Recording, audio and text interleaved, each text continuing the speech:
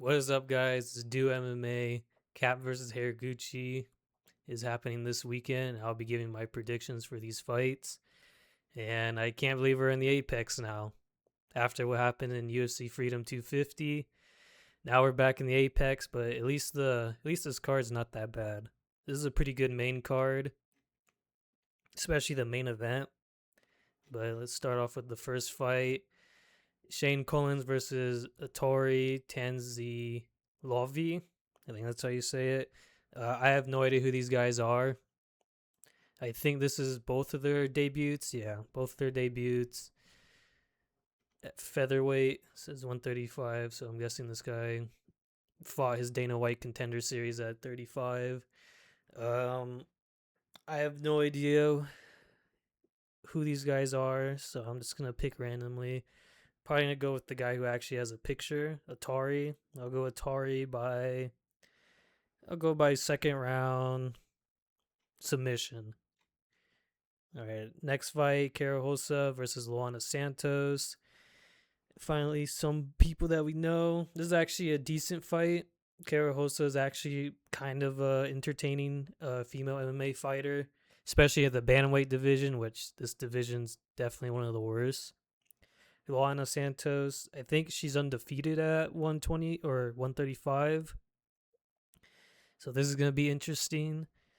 I don't think she's taller than her. I think they're about the same height. They have the same reach, leg reach. Luana has more, but I think Carol's gonna win this by decision. I think she's gonna land a lot of kicks on Luana. I think her boxing might be better, but especially in the Irene Aldana fight, I thought she won that fight, and they both went to war. And then Cara Hosa, I think she's lost a few fights since that, but she's won a few more. So I'm gonna go Cara Hosa by unanimous decision.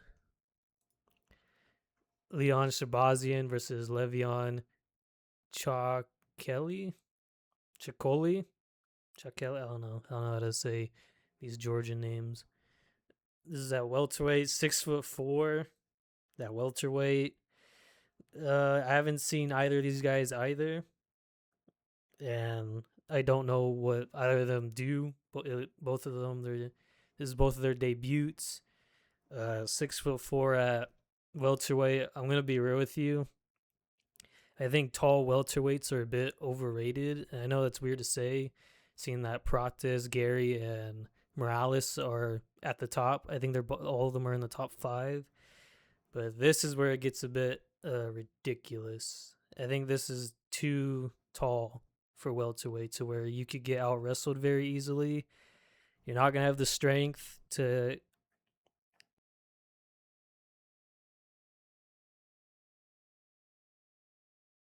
game that long either. And not only that, I feel like when you're this tall at this weight, your chin is just not good, and your defense is not good because you're just gonna have your chin straight up all the time, no matter what. Since you're taller than everyone. I'll go Le'Veon. Uh, I'll go. Actually, no, that's not his record. I'll go around TKO. I think you'll be able to find this guy's chin since it's gonna be in the air the entire time. On to the next fight. Ilya Taporia is back after his fight last week, or was it last week? Yeah, last week. Somehow his swollen.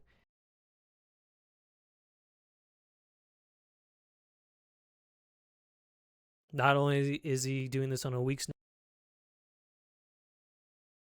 notice, crazy. This guy does look a lot like him, just skinnier, not as big. I'll be real. I don't really know that much about Michael Aswell. I know Gaston I can't even say his last name. Baianos is always him with McGee, and McGee kind of tore him apart. Like he beat him really badly in the boxing, which is ironic. Um, and I don't really know what these guys are good at. especially Aswell Jr. I don't know what he's good at, but it seems like he's been in this division longer. But I'll go Gaston. I think he'll have lighter man skill here. I have no idea if this is his debut at featherweight or if he had a fight before this, but I'll go him by unanimous decision, 29-28. Next fight, Alan Nascimentos versus Rich Raposo. I want to go Alan Nascimento. I think his takedown defense would be good enough. He's way taller and way longer than Mitch Raposo. Mitch is definitely not 5'5". He looks more like 5'2".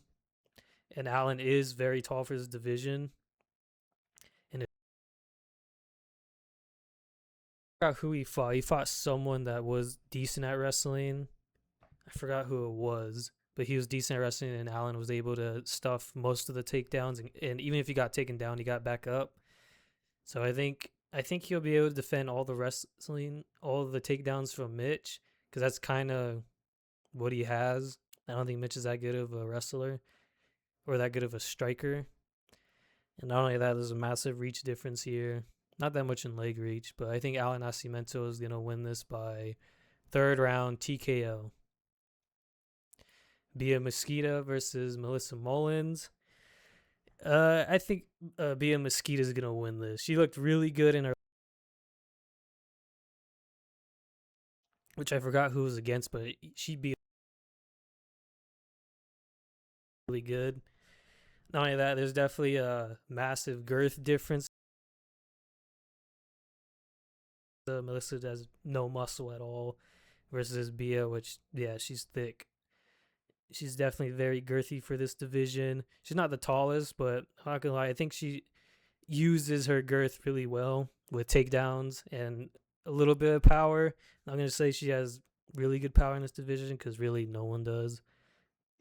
So I'll go Bia Mesquita by probably unanimous decision, but there could be a TKO here. Pretty sure Melissa Mullins is kind of tricky and a tough cookie, so I think this might go to decision. So I'll go Bia Mesquita, maybe 30-27. And then now Andre Lima versus Kevin Borjas. This fight, Andre Lima, he's been entertaining in most of his fights. I think this is the first time he's fighting Kevin Borjas. I think he literally has one win in the UFC, maybe two. I know he has a lot of losses, but they're two like really good flyweights. Not only that, there's also a lot of flyweights on this card. But I think Andre Lima is going to probably KO Kevin. He has really good power. His striking's really good. He completely brutalized that Spanish fighter. I forgot what it's like Barez. I forgot how to say his name. I know they think it's Perez, but I think it's like Bereth. But even though size is not that big, I'll say these guys are probably the same size. I'll go Andre Lima by second round KO. Vinicius Oliveira versus Andre Lima.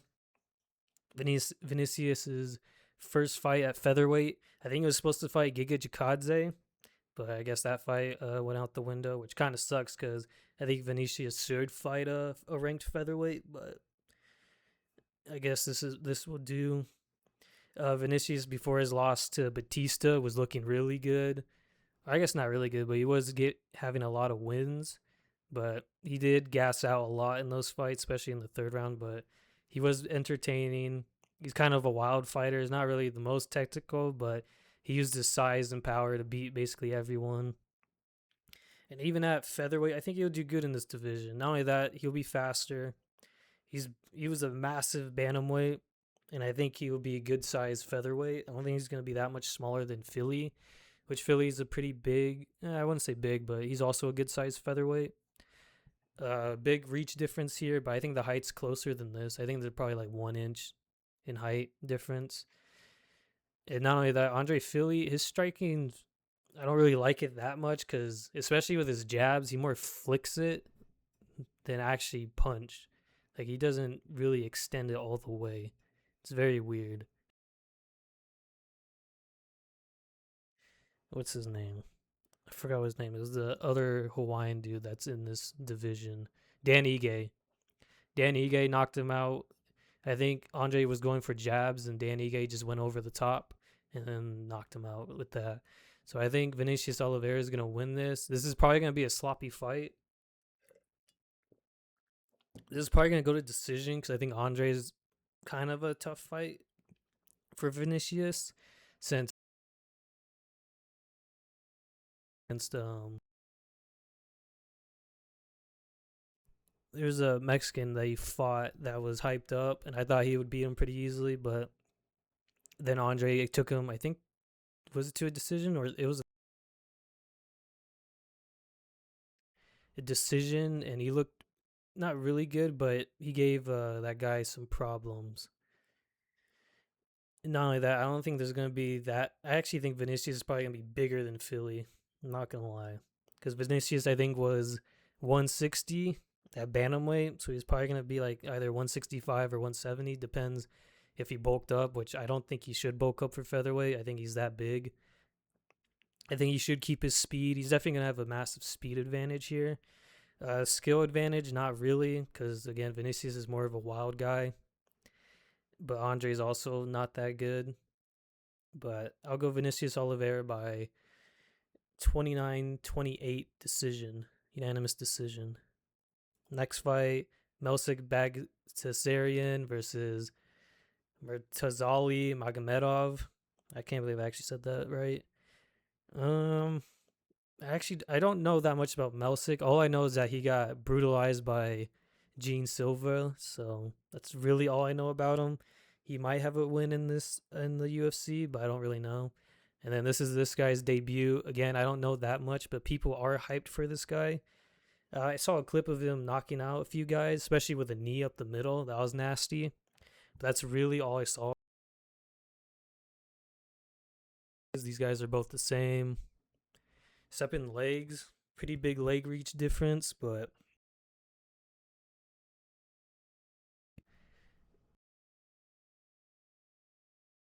Melsik could pull this off. But I think Murtazali is gonna win this by probably second round TKO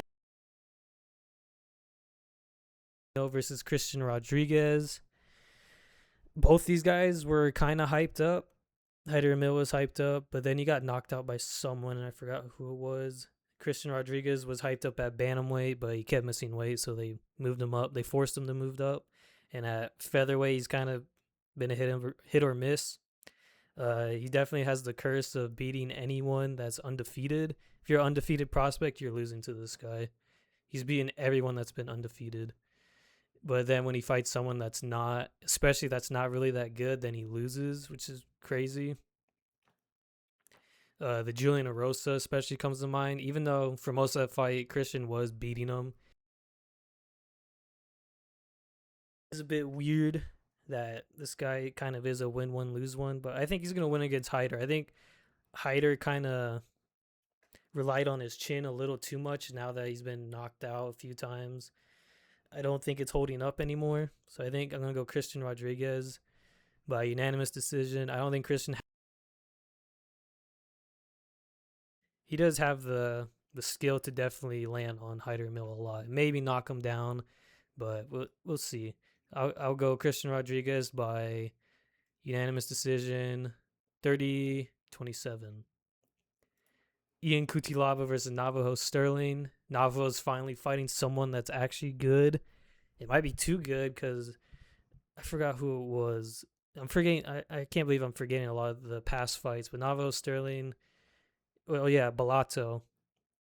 I think it was Navajo Sterling was fighting Bellato, and Bellato gave him a lot of was it gave him a hard fight. And I'm not gonna lie, in other Navajo Sterling fights, he's kind of looked not the best.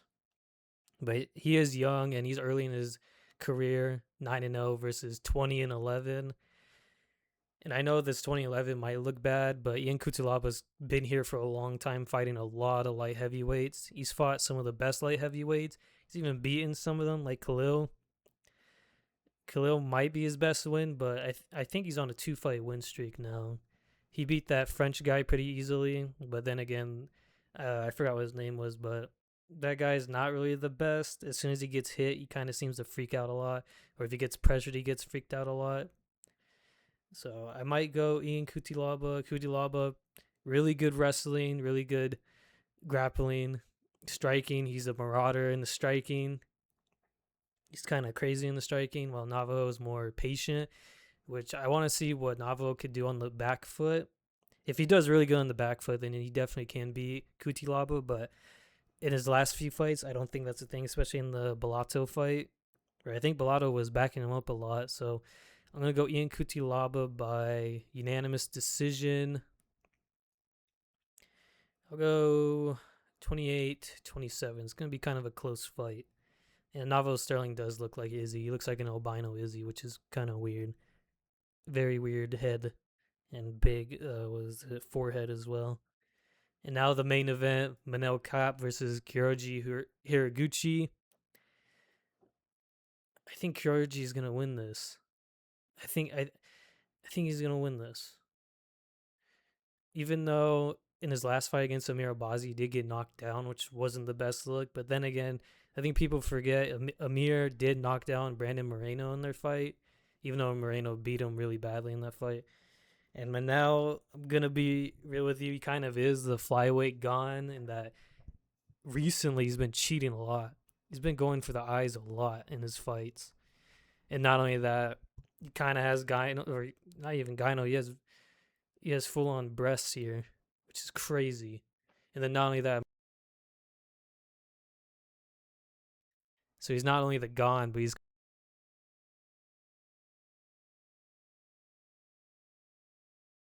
in KO power against Brandon Royval.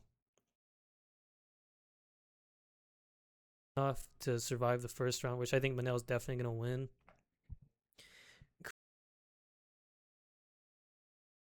With people that he is a really good wrestler and grappler, that he out wrestled what was it, that Dagestani guy that trains with Islam. I forgot what his name was, but the tall lengthy guy in this division that should probably go up to bantamweight. He out wrestled him, out grappled him, and outstruck him really badly. He beat him up really badly. Even though Kurji is kind of small for this division, he's also used to fighting bigger guys, because I think he used to fight at bantamweight in Ryzen and Bellator, which I think that was a bad idea. But I think Kurji's only lost at flyweights against Demetrius Johnson in his prime, while Kurji, I think, was in his early 20s. So that's nothing bad. Rest of his losses are at bantamweight. I do think he's gonna win this by just wrestling him down, and I don't think he can submit Manel. That would be crazy if he does, but Manel definitely has a massive weakness in that. We saw that with what's his name? That Dagestani, I forgot his name, that pulled down his pants, which that was crazy. But I think Kuroji's gonna do something similar, not doing and frustrating him the entire fight, and then maybe gain a submission. I don't know if Kyoji has a good gas tank for 5 rounds, but he's been a champion a couple times, so I think he has gone to all 5 rounds, so maybe he does have good gas tank for that. Manel, I think he's gone to 5 rounds. I think it was against Pantoja. I don't remember if that was a main event or not, but I do think Kyoji's going to win this by a 3-2.